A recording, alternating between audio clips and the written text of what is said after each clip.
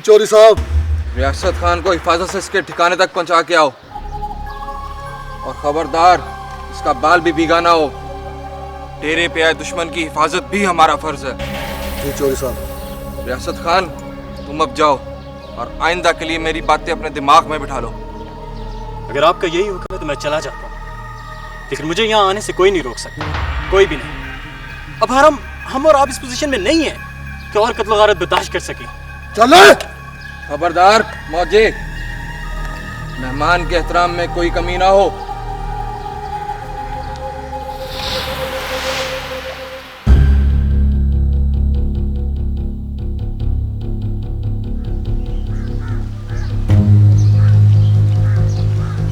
चौधरी जी अस्सलाम वालेकुम। वालेकुम सलाम।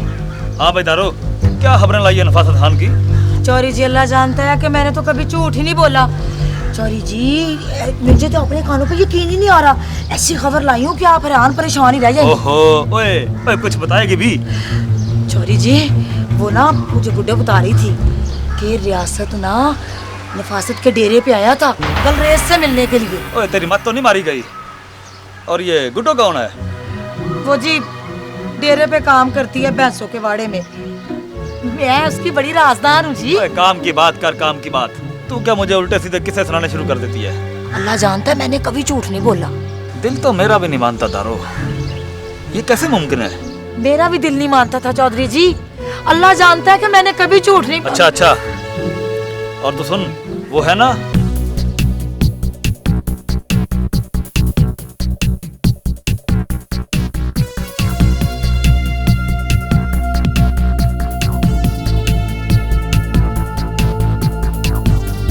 समझ गई ना? तमीर होगी, आप फिक्र ना करें चौधरी जी। चल अब तू जा। अच्छा जी चौधरी जी, वो मेरा मतलब है कि जानता हूँ, तेरा मतलब भी जानता हूँ। बड़ी लालची हो गई है तू दारो, और पुलिस वालों को भी माफ नहीं करती तू। पकड़ ले। मैं रहने देने थे चौधरी जी, आपको तो पता है। और कोई बात अल्लाह नहीं। जानता मैंने कभी झूठ नहीं बोला वैसे। मेहरबानी जी, अस्सलाम वालेकुम। वालेकुम सलाम।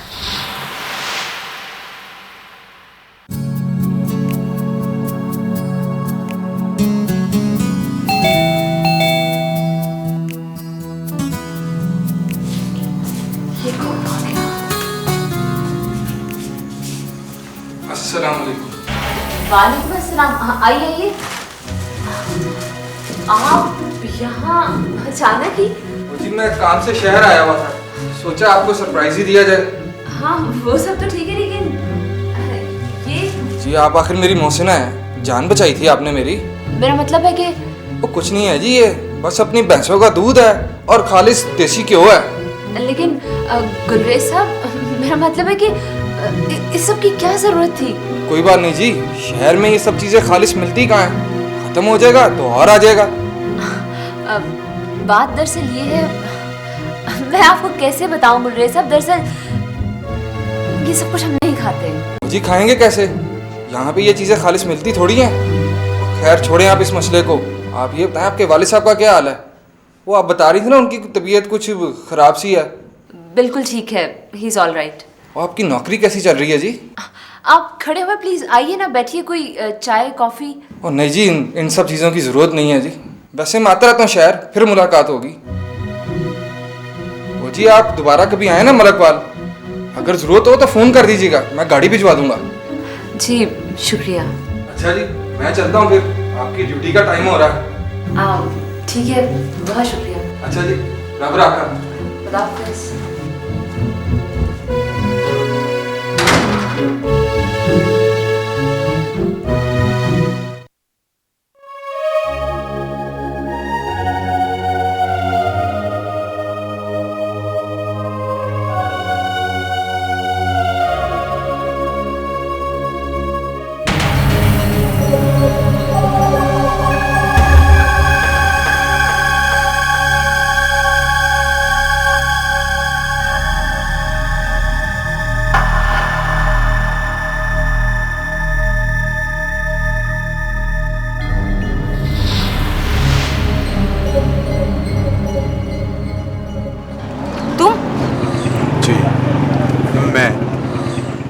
तुम यहाँ कैसे?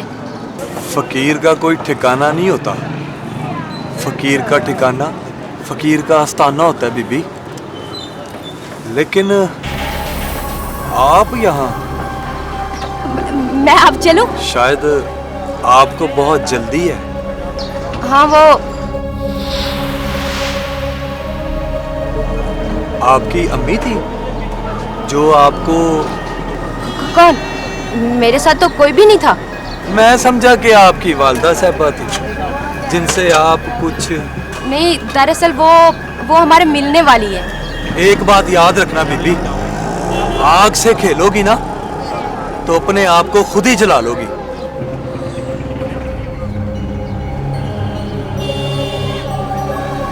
और याद रखना, लायला को इस आग में जलाने की कोशिश ना करना, वरना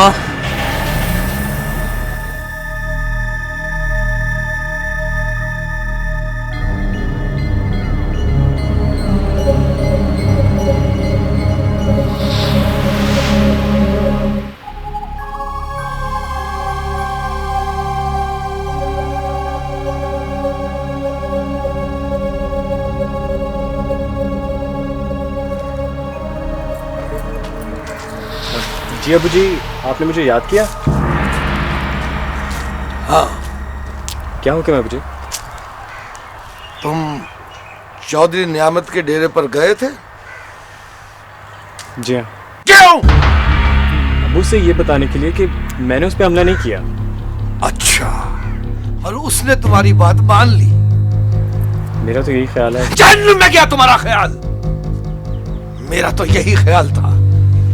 वाह बेटा वाह, खूब बेटा पैदा किया है मैंने। बहुत अच्छे बेटे, बहुत अच्छे। चंगा किया तूने मेरा शमला ऊंचा। और तुझे शर्म ना आई, हया ना आई दुश्मन के डेरे पर जाते हुए? क्या इज्जत रह गई है मेरी? अबू मैंने कोई जुर्म नहीं किया। आप जानते हैं कि मैं इस खून खराबे के सख्त खिलाफ हूँ, और मेरी तो ये पूरी कोशिश है कि इस सिलसिला अब यहीं खत्म हो जाए। और खुदा ना ख्वास्ता कोई अच्छा काम करने से आपकी इज्जत को कोई खतरा तो नहीं होगा। अच्छा बस कर, बस कर, बात हो गई। अपनी नसीहतें अपने पास रख, और जुबान खोलने से पहले देख लिया कर के तू किससे बात कर रहा है। खबरदार, खबरदार, अगर आइंदा कभी तूने मेरे दुश्मन के डेरे के करीब से भी गुजर कर देखा, समझ गया? और मेरा बाजू नहीं बनता ना बन, मेरा साथ नहीं देता ना दे, मगर मेरी इज्जत को तो मिट्टी में ना रोल।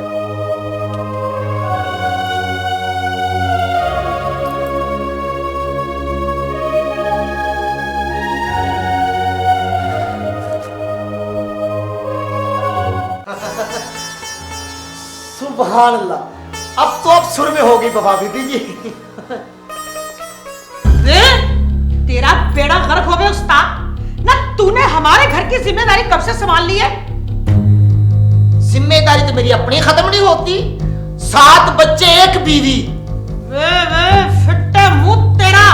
ना मैं वो पूछ रही हूँ कि तू कौन होता है बिल्ले को हमारे घर की खबरें देने वाला? क्या हुआ बीबी जान? होना क्या है? और इस मरदूद ने जाकर बिल्ले को कह दिया कि तुमने शादी कर ली है। तो इसमें हर्ज ही क्या है बीबी जान? चौधरी साहब से मेरा निकाह तो हो चुका है। सुभान अल्लाह, कितनी मुरादमंद बच्ची।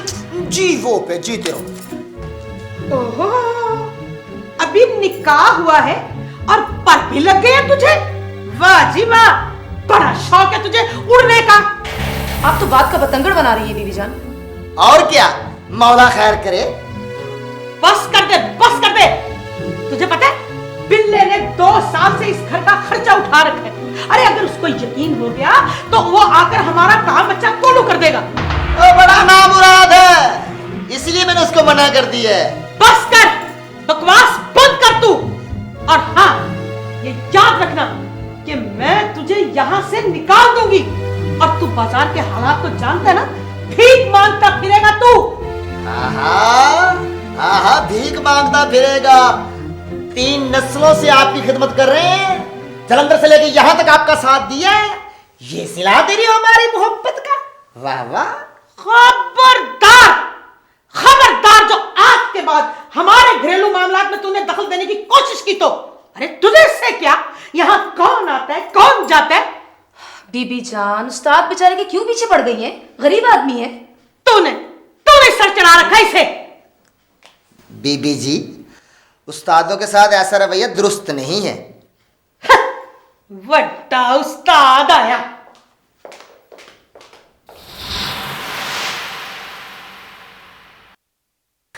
मौसम में तो डर ही गई थी। डर गई थी? क्यों भाई, ऐसा क्या हुआ जो तुम डर गई? वो अचानक इतने गिफ्ट्स, वो प्रेजेंट्स। तुम तो डरने की बात यूं कर रही हो जैसे तुम्हारे घर में कोई डाकू घुसा है। खैर, अब मेरा कहने का मतलब ये भी नहीं था। तो फिर क्या मतलब था तुम्हारा? मौसम, चौधरी साहब और गुलरेज, मतलब उनकी आदतें कुछ मुख्तलिफ सी हैं। तुम समझ रहे हो ना मैं क्या कहना चाह रही हूँ? देखो आलिया, मेरे वालिद साहब और गुलरेज भाई जरा मुख्तलिफ हैं, लेकिन मैंने तुमसे कुछ नहीं छुपाया। तुम्हें मलकवाल इसलिए लेके गया ताकि तुम सब कुछ अपनी आंखों से देख सको। कैसी बातें कर रहे हो मौसम, तुम भी अजीब ही हो जाते हो। मैं बिल्कुल ठीक बात कर रहा हूँ आलिया। देखो, तुम तो खुद क्लियर नहीं हो कि तुम चाहती क्या हो। आलिया, मैं तुम्हें एक बात की गारंटी देता हूँ कि मेरे वालिद साहब और गुलरेज भाई कभी तुम्हारे लिए मसला नहीं बनेंगे। और तुम्हें यह भी पता होना चाहिए कि मैं उनके बगैर रह नहीं सकता, मैं उन्हें कभी छोड़ूंगा नहीं। देखो, मैं जानता हूं कि गुलरेज भाई ज्यादा पढ़े लिखे नहीं हैं, लेकिन इसका यह मतलब तो नहीं कि उन्हें अच्छे बुरे की तमीज नहीं है। वैसे एसपी साहब, आप ख्वाम में ही जज्बाती हो गए। देखिए, मेरे पास एक इन्फॉर्मेशन थी, मैंने आपसे शेयर की, लेकिन आपने तो एक लंबा लेक्चर झाड़ दिया। वैसे बाय द वे, आप कहीं मुझसे नाराज तो नहीं? नाराज क्यों हो गया भैया आपसे मैं? It's fine. अच्छा बैठो, मैं तुम्हारे लिए कोई चाय वाय लेके आता हूँ। ठीक है, अच्छी चाय बनाना।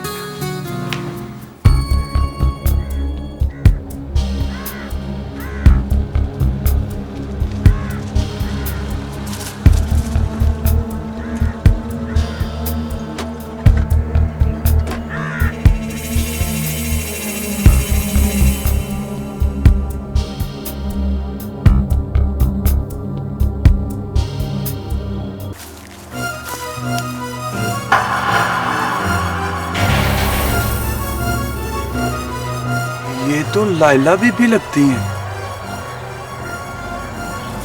मगर ये अकेली यहाँ क्या कर रही है?